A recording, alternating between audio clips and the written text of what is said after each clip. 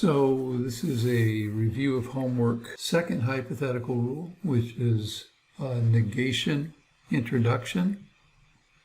Negation introduction. And this rule is also sometimes called reductio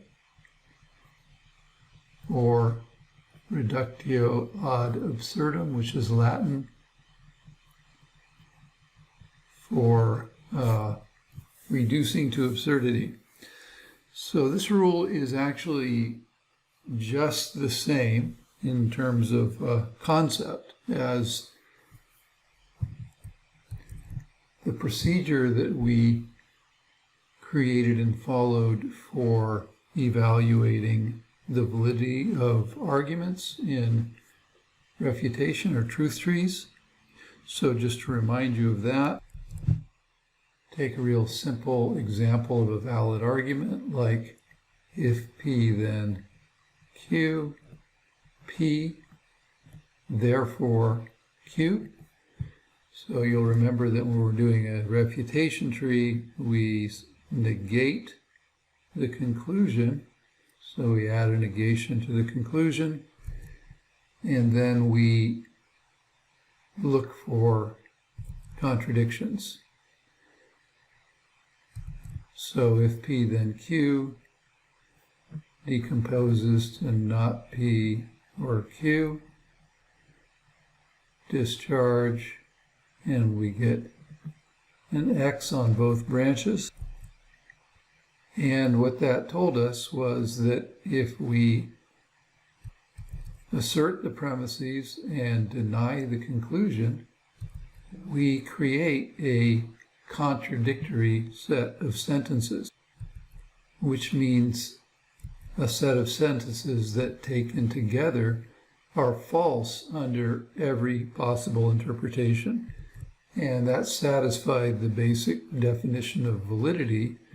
A valid argument, you'll remember, is an argument in which it is impossible to have true premises and a false, i.e., a negated conclusion. So that's exactly what we exploit in the rule of negation introduction, except we're not doing trees, we're doing natural deduction.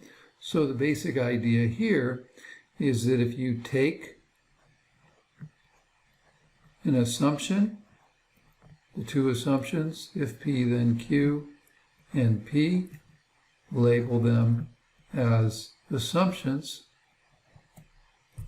Now, of course, we know that we can just get Q directly by applying the rule of conditional elimination, so we're just using this as an example that's easy to follow. The rule of negation introduction tells us to hypothesize the negation of the conclusion. So since the conclusion is supposed to be Q, we hypothesize not Q, and you'll remember hypothesis requires us to indent. So then we know that if this is a valid argument, hypothesizing the negation of the conclusion creates an a logically inconsistent set of sentences. And so that means from these set of sentences, we should be able to derive a contradiction. So that actually becomes our task. Our task now is to derive a contradiction. And that's very easy because now we do just apply conditional elimination to get Q, right, by 1, 2 conditional elimination.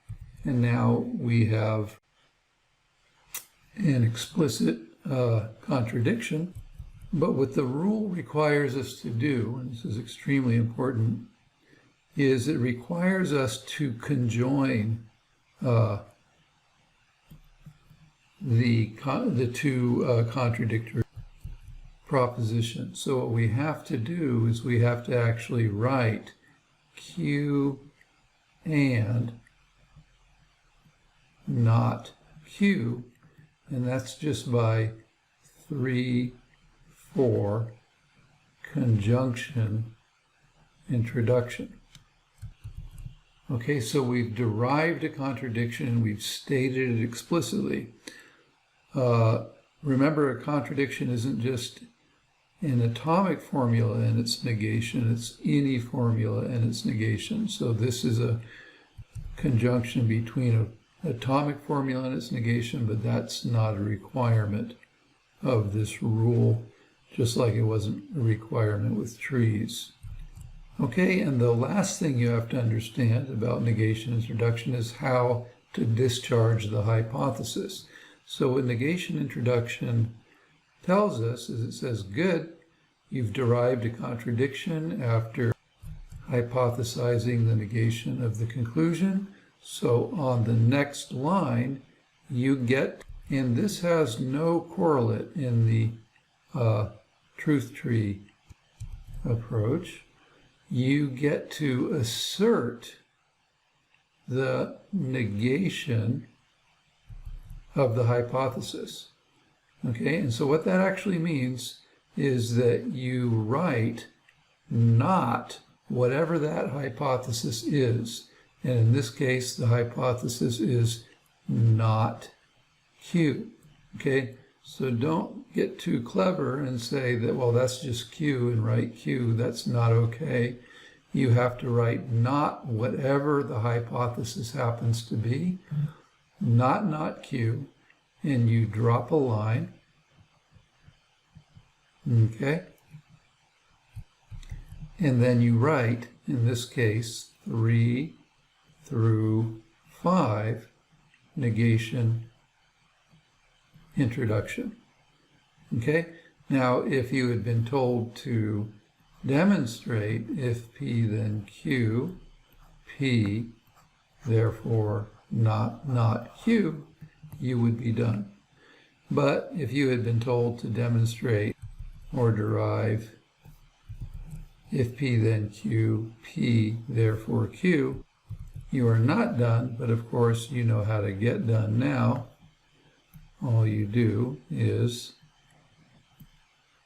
write Q by 6 and negation elimination. Okay, so that's how it works. It's very straightforward, especially since we were preceded by the refutation tree analogy, but partly because this has been preceded by a bunch of basic rules and the rule of conditional introduction, this is a point in the class where just because we've added so much power to the system now, things start to get complicated. So some of the proofs you encounter in the homework are quite a bit more challenging than anything you have encountered so far. So this homework review is going to be quite a bit longer, and you're really going to need to set aside quite a bit more time to get this under your belt than the previous homeworks. So the other thing that makes this complicated, or a little more complicated, is just that you are often going to be using negation introduction in conjunction with conditional introduction, and you're going to have to use your noodle and sometimes just guess and retry when it doesn't work to figure out which one to use. So let's look at number 1. I'm going to stay on the whiteboard for now. So number 1 says you're given if P then Q, just as one assumption, and you're told to prove if not Q, then not P. All right, so take on if P then Q as an assumption, and you're trying to prove this conditional. Now, if you're trigger happy and you've just learned negation introduction, you find yourself wanting to just negate, right? To start off with a negated conclusion, and at this point, that's usually a bad idea. So basically, this is pretty important, it's very important, basically you want to always do anything you can achieve by conditional introduction first, okay? So you're trying to derive a conditional here, so forget about negation introduction for now and just go with conditional introduction and hypothesize not Q. Okay? So because we now have two different hypothetical rules, I'm going to go ahead, and this is not part of the formalism and it's not a requirement, but I'm going to usually make a notation as to why I'm creating this hypothesis. So I did this one for conditional introduction, and I'm just making a note right here for that. Okay, and then I got to figure out what to do. Now, I would prefer to just use everything at my disposal instead of negation introduction. So just think of negation introduction as the big hammer, right? And it's something you only pull out when you really need it. That's not strictly true. Sometimes using negation introduction makes things go faster, but it's really the most powerful method. And since it is the most powerful method, it also often involves more steps than other methods. So it's sort of best to hang around and see if you can do without it first. But here we see that we can't, right? We got if P then Q and not Q, and we don't have right now any rule that allows us to write not P. You've had a little logic, so you know there is a rule that allows you to do that, but we don't have it in our system. It's called modus tollens, and we're going to get it in our system, but it's a derived rule in our system, and you know what we're doing right now is we're deriving it. So what am I going to do? Well, I am now trying to derive not P, okay? So what I'm going to assert is the negation of the conclusion for negated introduction. Now, up until now, you might think that that means that, just like with the trees, that you actually have to write not P, but that's not the case. Hypotheses are things that you can take on at any time you like for any reason you like. So the basic rule for hypothesis is hypothesize anything you want. You can't do any damage that way because you can't leave a hypothesis in the proof. A proof is not done until you've discharged all the hypotheses. So what I want to do in this case, and it's okay if you write not P, but I'm just going to write P because P is equivalent to not P. And this is going to shorten my proof a little if I do it this way. So this is just a hypothesis for negation introduction. So now I'm too deep, right? One was the hypothesis for conditional introduction. The other was the hypothesis for negation introduction. And now I'm just going to do a little logic, right? So now I'm going to, and this is going to look like before, I'm going to get Q by 1, 3, conditional introduction, and same as before. Now I'm going to write Q and not Q by 2 and 4, conjunction introduction, right? Sorry, I might have actually said conditional introduction on line 4, but of course it's conditional elimination. Let me make that explicit. Okay, so I have my contradiction, and now I can discharge. Remember, we always have to discharge our hypotheses in reverse order.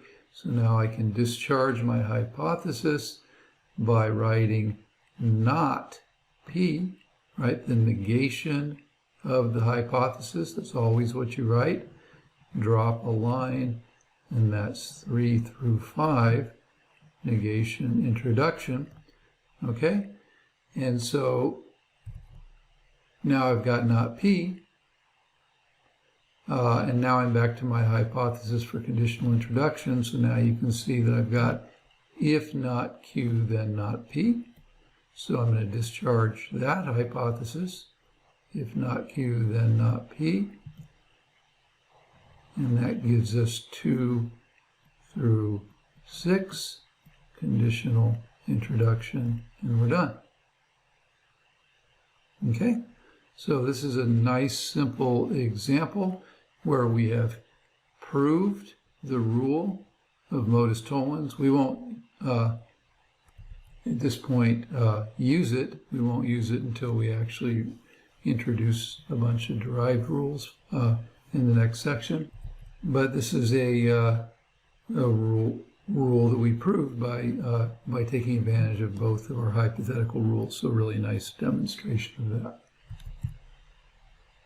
Okay, so problem number 2 tells us to derive from the assumption P and Q that it's not the case that if P, then not Q.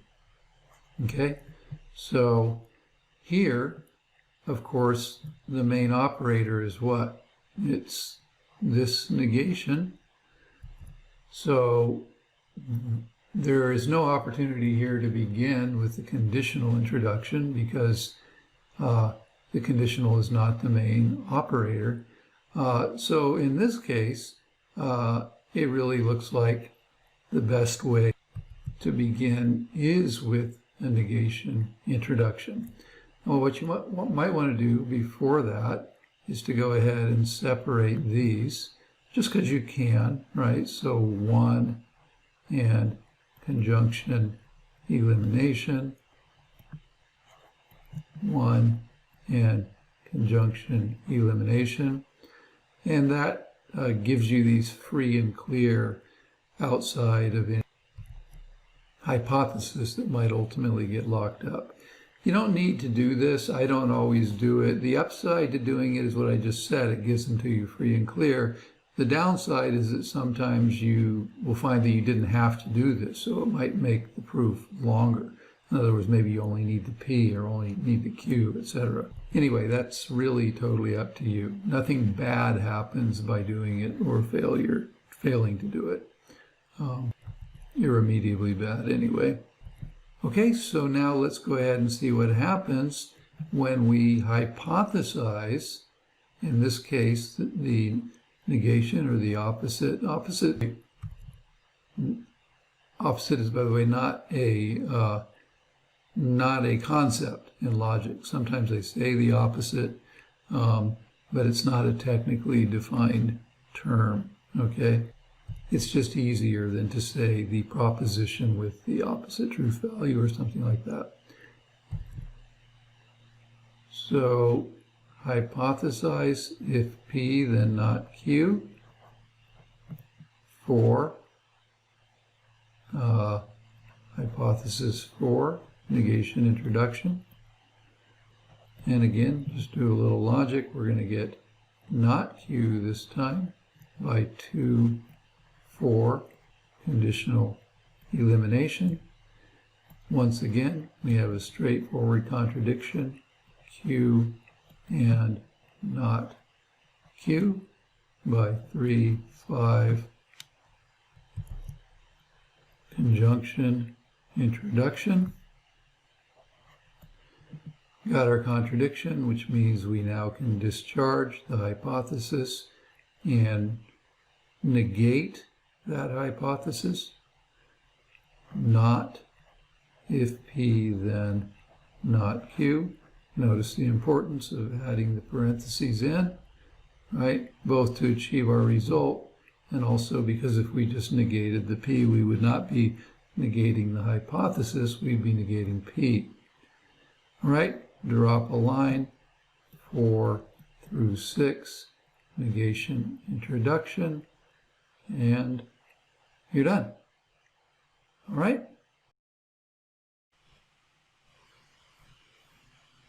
All right, so the next one gives us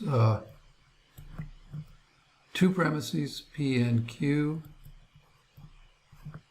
then R or S, and it's not the case. Not the case that R or S, and we're supposed to derive, it's not the case that P and Q. Now that you've seen a couple, you should be definitely stopping and doing these on your own unless you've already done it well and are just checking up on things. Okay, so like before, you've got a conjunction that's been locked up by a negation, and that's what negation introduction is pretty much built for. So we're going to go ahead and hypothesize P and Q, and I'm going to make a note that that's for negation introduction.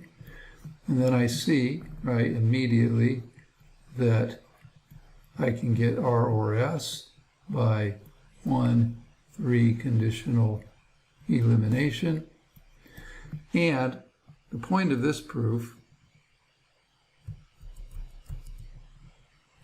is to get you to recognize when you've got a contradiction that's not a contradiction between atomic propositions. So now you've actually got R or S on line 4, and it's not the case that R or S. You've got to see that, or you're never going to get this proof, right?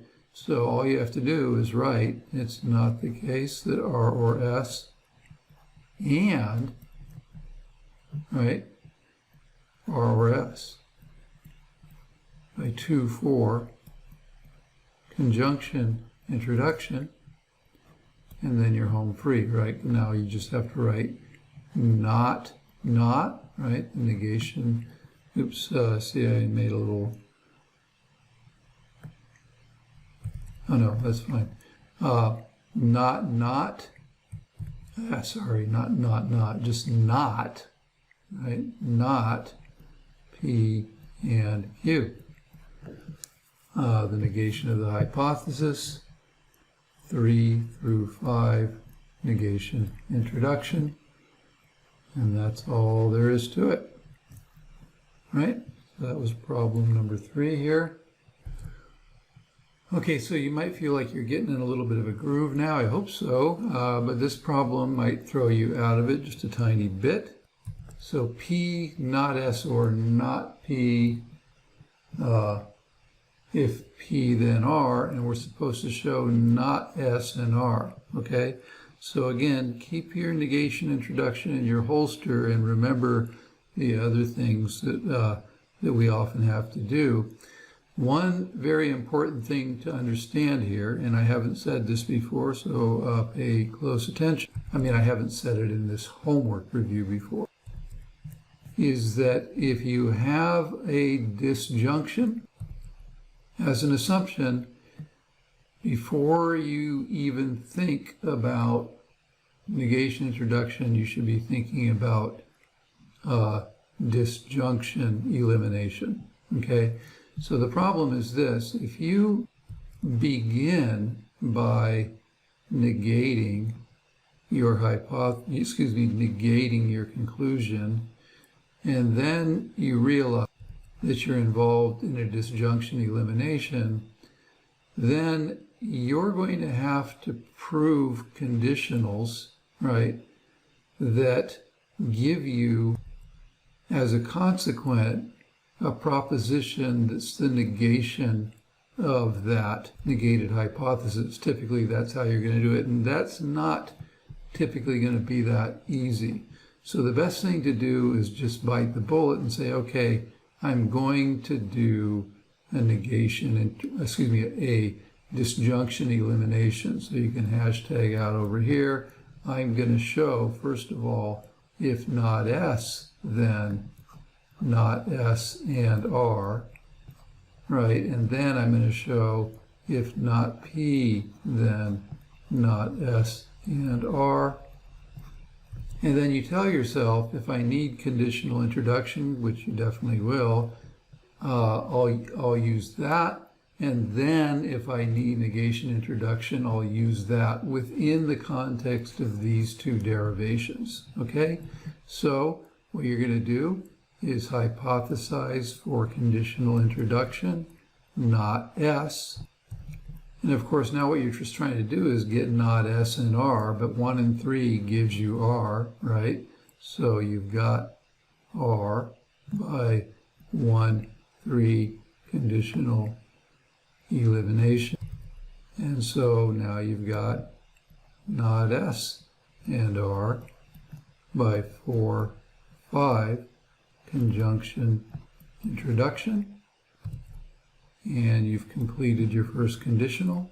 So if not S, then not S and R, right? By 4 through 6 conditional introduction. So notice you didn't even need negation introduction. And if you don't need it, you really don't want to be using it because it makes the proof longer and harder to follow. But that's just the first leg. The second leg is going to be hypothesize for conditional introduction, not P, right? And again, you want to derive not S and R. Now, if you inspect your availables, you'll see that P is an assumption, right? So you've got a contradiction, P and not P.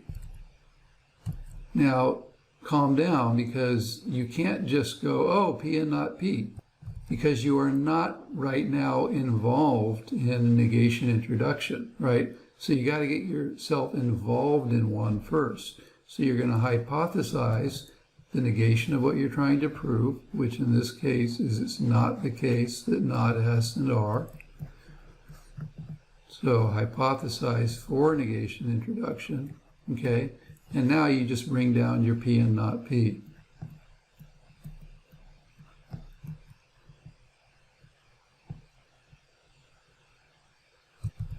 By 1, 8 conjunction introduction, right? So this one probably feels really weird to you, and the way that I would describe the weirdness is this. Your hypothesis for negation introduction right here didn't have anything to do with generating P and not P, right? And that just feels wrong. It feels like what's supposed to happen is that the hypothesis generates the contradiction, but that's not a requirement, okay? It's an easily and intuitively made assumption that just turns out not to be the case. All you need is a contradiction. Any contradiction in a storm will work.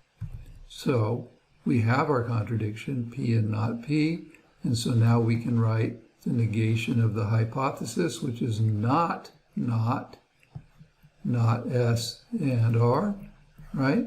So we have 9 through 10, negation introduction. And we don't want not S and R, we just want plain old not S and R, right? Which we have now through 11, and negation elimination, right? So we still got this hypothesis, because remember we're trying to prove this conditional, so now we get to discharge it.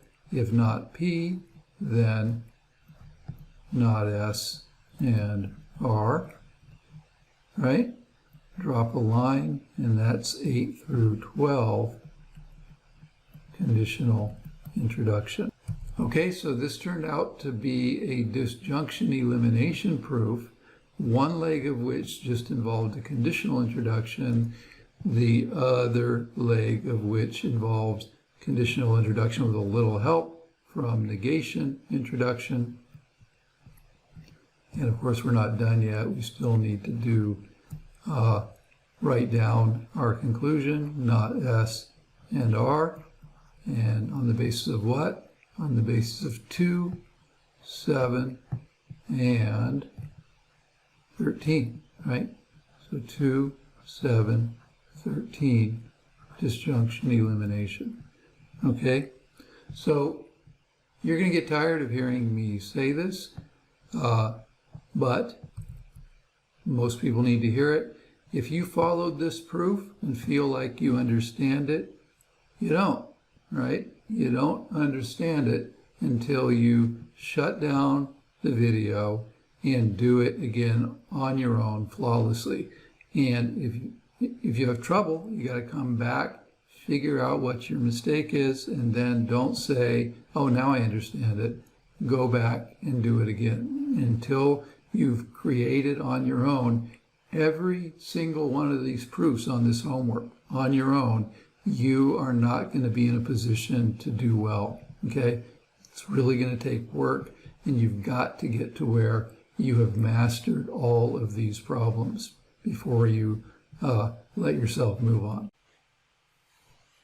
Okay, so the next one tells us to derive from this disjunction, not P or not R, the formula. It's not the case that P and R. It's fun to look and see what we're actually doing here. If you think about the refutation tree rules, the reverse of this is something we've been depending on. It's not the case that P and R, a negated conjunction, went to branching formula, not P or not R. This is going the other way. And what we're doing here is just proving one direction of an equivalence that we will introduce later, and it's called De Morgan's rules. Anyway, you should definitely try this on your own. What you need to do is just apply what we were talking about last time with respect to the strategy. And it's even clearer here, right? Because you've only got one assumption, and it's a disjunction. So don't just jump in to negation introduction, jump into disjunction elimination. All right, so hopefully you've tried that, and let's see what, if it's anything like what we've got here.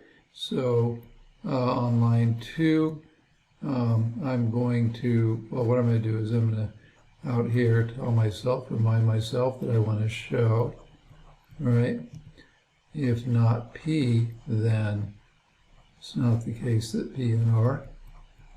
And they also want to show if not R, then it's not the case that P and R for or elimination, disjunction elimination.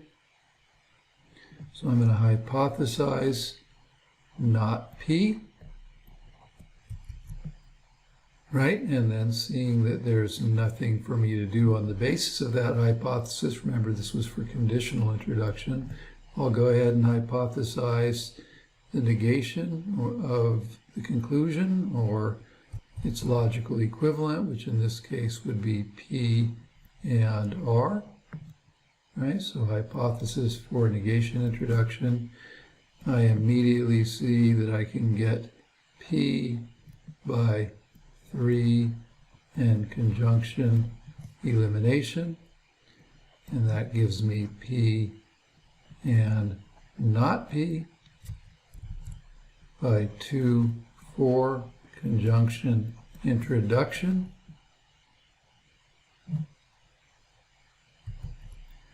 And so now I can discharge the negation introduction hypothesis. It's not the case that P and R, right? Drop a line, that's 3 through 5 negation introduction. And of course what we were trying to prove is the conditional, if not P, then it's not the case that P and R by 2 through 6 conditional introduction. If I want, I can go ahead and scratch that one off my list. And now you can see pretty much the same thing's going to play out, right? But only with not R. So see if you can go ahead and finish this proof up. Come back and see if you did it right. So hypothesize not R. Hypothesis for conditional introduction. Once again, right, we will hypothesize P and R. You might be thinking, well, that's a lot of work. Why couldn't we have just done it once? Well, it just doesn't work. So that's my hypothesis once again for negation introduction. And then, again, I see a contradiction, R9 and conjunction elimination, and R and not R by 8, 10, conjunction introduction. Got my contradictions, so now I can assert once again it's not the case that P and R.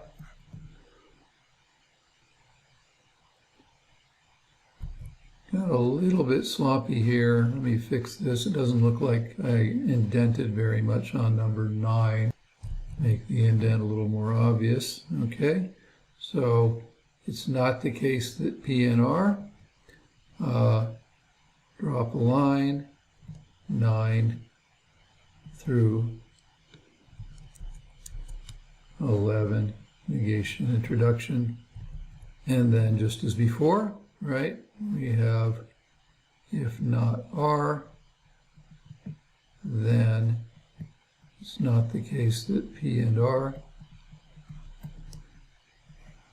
by 8 through 12, conditional introduction, and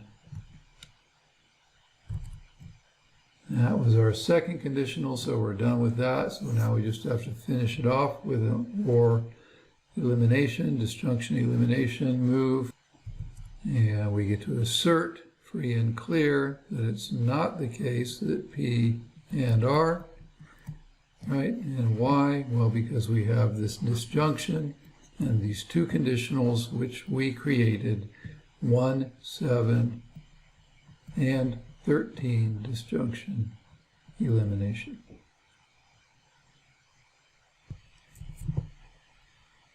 All right, so the next one gives us 3 assumptions. Another one containing a disjunction, conditional if P then R, and not R as an assumption. We're supposed to derive a simple conclusion, Q. You know how to do it, right? Disjunction elimination. So if you haven't done it, do it. Come back, see if you did it right. I'm going to hypothesize P in order to show if P then Q, show if P then Q, and then later I'm going to show if Q then Q, which is not very challenging. So how am I going to show if P then Q? Well, 2, 4 gives me R, right? So 2, 4, conjunction elimination. That gives me my contradiction. So I'll just write R and not R by 3, 5, conjunction introduction. Are you getting this? Are you following this? Well, if you are, then you should be saying, wait, that's not right. What mistake did I make here? Right, I haven't made a hypothesis for negation introduction, so this is not going to help me at all. Now, I could just go ahead and make it here, right? I don't have to erase this, because I could, if I wanted to, just write R and not R all over again by conjunction introduction. There's nothing but an aesthetic objection to doing something like that, but I don't want to make this icky, so I'm going to go back, right, and think more properly. Okay, I've got my R, right, but what I'm really looking for is Q, right, and I don't see any way to get Q, so I do see a contradiction, so I'm going to hypothesize, right, for negation introduction. Remember, this was for conditional introduction. I'm going to hypothesize not Q. right? Then, right, I go ahead and assert my contradiction, R and not R, right? So 3, 5, conjunction, introduction. That allows me to discharge my hypothesis, negating the hypothesis. Okay, so not Q. 6 through 7, negation, introduction. But as before, I don't want not Q. I want Q. So 8, negation, elimination. And then I can go ahead and assert if P, then Q. By 4 through 9, conditional elimination. Okay, you might have been wondering, well, what if I had just on 9, right, so alternate reality, what if on line 9 I had just written if P then not Q and discharge the hypothesis there, right, by 4 through 8, conditional introduction, and then afterwards written, just changed it to if P then Q. Wouldn't that have been okay? And hopefully you know the answer to that. The answer to that is no, because you always have to be operating on the main operator. Okay, so there is no inference rule that's going to let you go from if P then not Q to if P then Q. This is hugely important to understand. When we're using inference rules, you always have to be working on the main operator. And that's going to change later when we use what we call equivalences, but we don't have equivalences yet, so we're constrained to this. Okay, so let's get this out of our sight.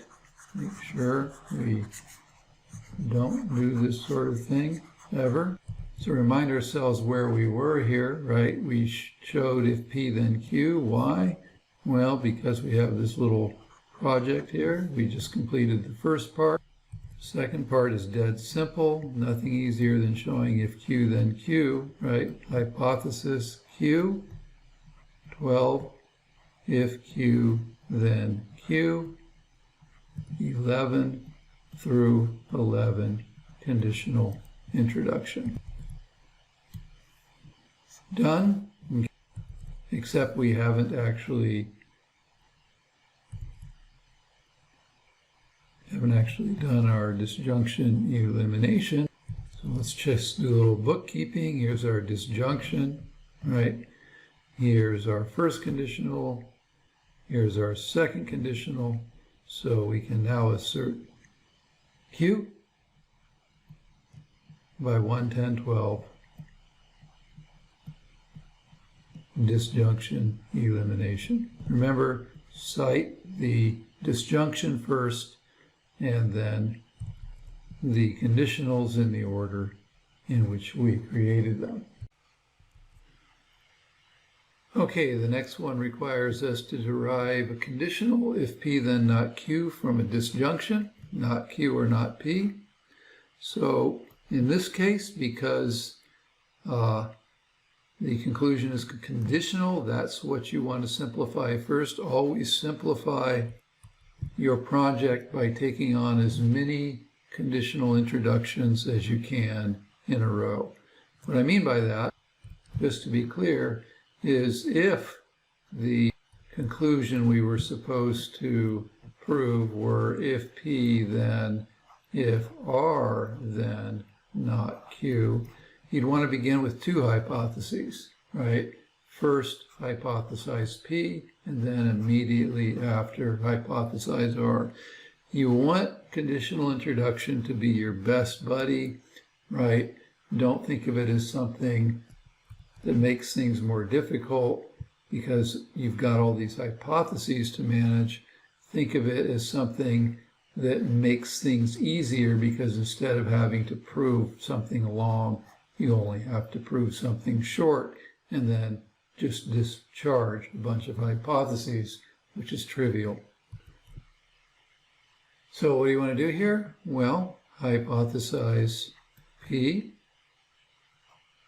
for conditional introduction, and then you have another disjunction elimination project. So you're going to show, right? Show if not Q, then not Q. Again, completely trivial. And show if not P, then not Q. Okay, this one's very straightforward. Go ahead and stop if you haven't already. Crank this one out. All right, so I've hypothesized P. I want not Q. First, I'm going to show if not Q, then not Q, which is trivial. Not Q hypothesis, right? That's if not Q, then not Q by 3 through 3 conditional introduction. That's out of the way. Now I'm going to hypothesize not P. And again, what I'm trying to get is not Q. I see no way of getting not P directly, right? Not Q directly, but I do see that there's a contradiction between my initial hypothesis and not P. So what I'll just do is hypothesize the opposite of not Q, which is Q. I could do not Q if I like. It'll still work out, just one extra step, right? So Q is my hypothesis. I did a bad job indenting that. Okay, so I've hypothesized Q this time for negation introduction. Before it was for conditional introduction. Once again, I'm just going to bring down P and not P. 2 through 5. Whoa, what am I saying? 2 and 5, right? 2, 5, conjunction introduction.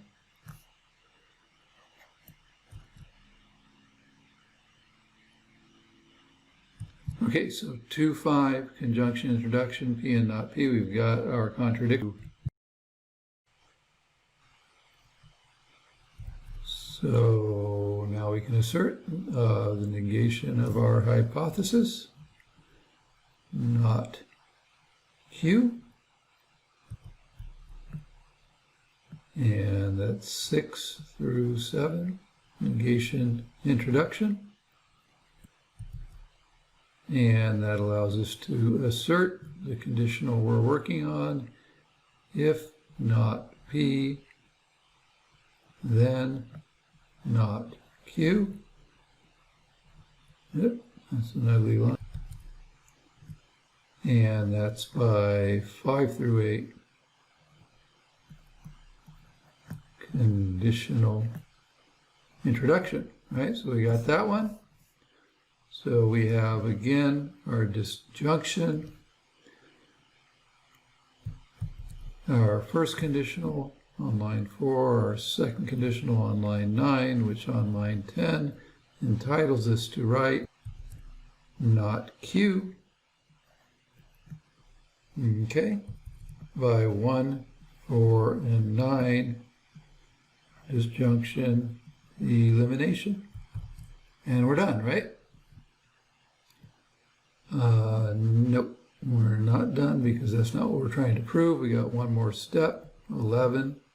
If P, then not Q, 2 through 10, conditional introduction, and one big long line, 2 through 10.